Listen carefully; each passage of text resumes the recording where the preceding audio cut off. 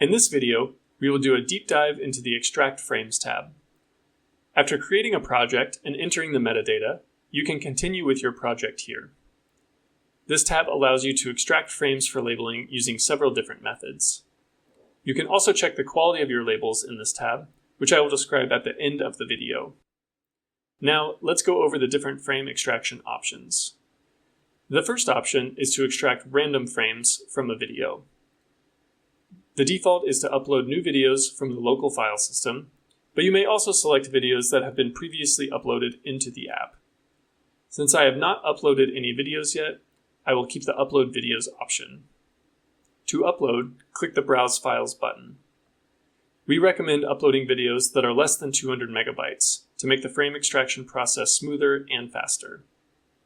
You can upload several videos at once, but if you have many videos or very large videos, it is better to upload them directly to your Studio Drive, a process I cover in a separate video on the Lightning platform. For this project, I will select 2 videos. After the video upload is complete, you will see metadata such as video duration and number of frames for each video. Now that you have uploaded videos, you can select the number of frames you wish to extract per video. I recommend starting with at least 20 frames per video, but not more than 50. Next, select the portion of the videos you want to extract frames from.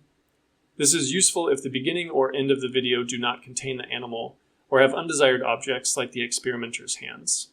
We recommend excluding these portions. Once the videos have been uploaded, press the Extract Frames button, and you will see an extraction progress bar. After the frames have been extracted, a green message will appear, informing you that the process is complete. You can then navigate to the Label Frames tab to annotate your data.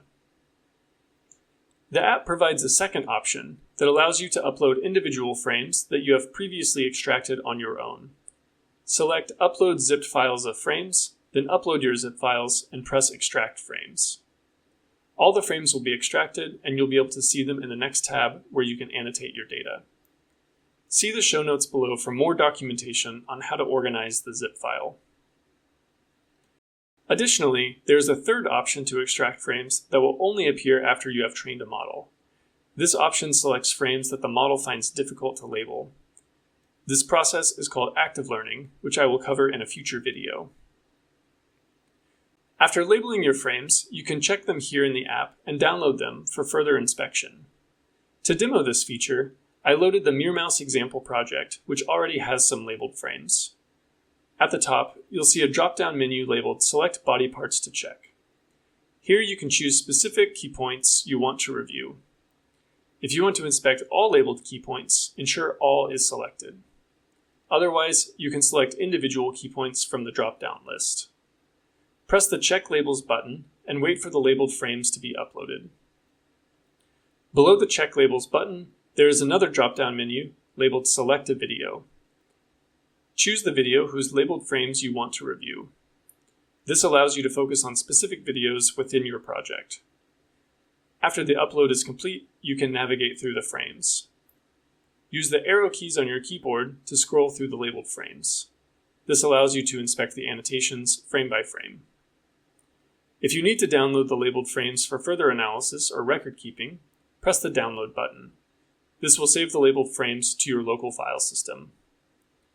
That's it for the Extract Frames tab and the label checking process.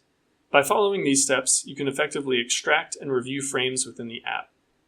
In the next video, we will label the frames we extracted. Thank you for watching. If you found this video helpful, please like, subscribe, and leave a comment below. See you in the next tutorial.